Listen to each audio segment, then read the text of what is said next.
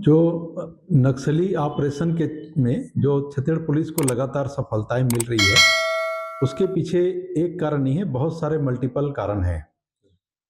एक राजनीतिक जो सपोर्ट होना चाहिए, चाहे वो केंद्र सरकार के स्तर का हो या राज्य सरकार के स्तर का हो, दोनों तरफ से स्पष्ट दिशा निर्देश जो मिला हुआ है राज्य में जो ग्राउंड स्तर के अधिकारियों को, तो जो स्पष्ट दिशा निर्देश मिला हुआ है और पॉलिटिकल जो इच्छा शक्ति जिसको बोलते हैं वो मिला हुआ है, तो उससे जो ग्राउंड स्तर पर काम करने वाले चाहे प्रशासनिक अधिकारी हो या पुलिस अधिकारी हो, सबका मनोबल बढ़ा है और उत्साह के साथ काम करते हैं। दूसरा इसके पीछे कारण ये है कि अभी तक जो पुलिस काम करती थी ग्राउंड पे, उसमें कई रणनीतिक बदलाव किए हैं।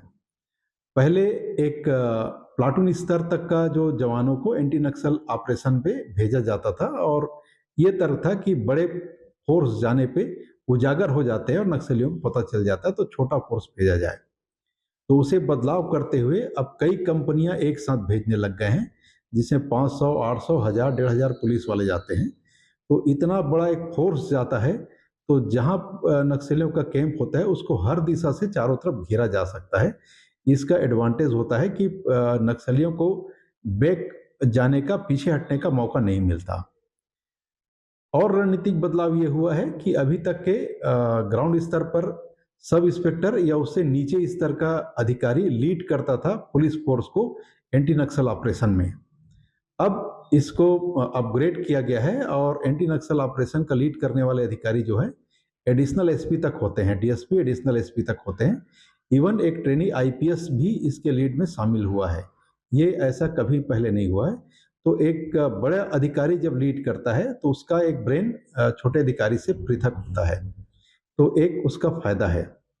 इसके अतिरिक्त अब जो एंटी नक्सल ऑपरेशन में हमने देखा है कि टेक्नोलॉजी को बहुत ज़्यादा इस्तेमाल करने लग गए हैं। इससे पहले टेक्नोलॉजी का उतना उस स्तर का इस्तेमाल नहीं होता था। हमने देखा है कि अब नक्सली जो पहले जो मोबाइल इस्तेमाल नहीं करते थे, कई बार ऐसे मुठभेड़ में सीज हुआ है कि उनके पास मोबाइल फ़ोन मिला है। तो मोबाइल फ़ोन इस्तेमाल करने के कारण से वे अब जो वन क्षेत्रों में लगातार जो मोबाइल टावर लगाए जा रहे हैं, तो वो उसके पकड़ में जद में पता चल जाता है किस एरिया में इनका कैंपिंग हो रहा है और कहाँ मूव कर रहे हैं। तो वो भी एक मोबाइल इस्तेमाल करना भी उनका एक माइनस पॉइंट है अभी तक का। कुछ और भी माइनस पॉइंट है, जैसे अभी तक के नक्सली गांव वाले जो खाना खिलाते थे उसके हिसाब से खाना पीना करते थे, लेकिन अब वो अपने साथ शहरों से या कस्बों से खाने पीने का सामान लेकर आ रहे हैं, पैक्ड खाना लेकर आ रहे हैं, कच्चा माल, और उसको पका के खा रहे हैं। ये भी मतलब अब मिल रहा है। तो ये भी नक्सलियों का एक रूट पता चलता है कि सामान कहाँ से खरीद कर रहे हैं, कहाँ जा रहा है, कौन खरीद रहा है। तो ऐसे कई नक्सली को गलती हो रहा है।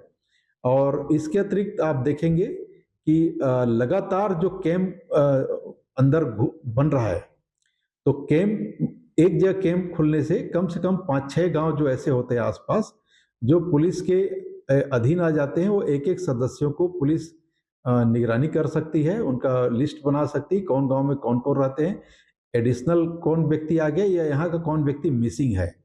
साथ में वो वहाँ पर लोगों का दिल जीतने के लिए राशन भी उनको मुहैया करते हैं, चिकित्सा मुहैया करते हैं और शिक्षा भी मुहैया करा रहे हैं। तो ये एक लोगों का दिल जीतने का काम भी पुलिस फोर्स की ओर किया जा रहा है। ये भी एक बदलाव का कारण है। अगर आप ये वीडियो YouTube पर देख रहे हैं तो हमारे चैनल को सब्सक्राइब कर बेल आइकन दबाएं और Facebook पर देख रहे हैं तो हमारे पेज को लाइक करें। 8 मिलियन प्लस सब्सक्राइबर, आपके इस भरोसे के लिए बहुत धन्यवाद।